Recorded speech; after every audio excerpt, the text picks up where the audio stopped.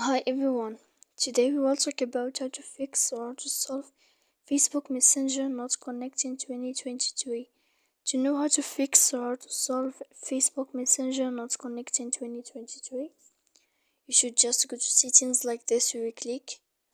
After that, in this page, you will go to apps, default apps, app settings. When you will see this list, you will go down to find the application of Facebook and you will enter. Then in this page, you will go to click force stop. After that, you will enter to storage. When you will see this page, you will click clear cache. Then you will go to click clear data.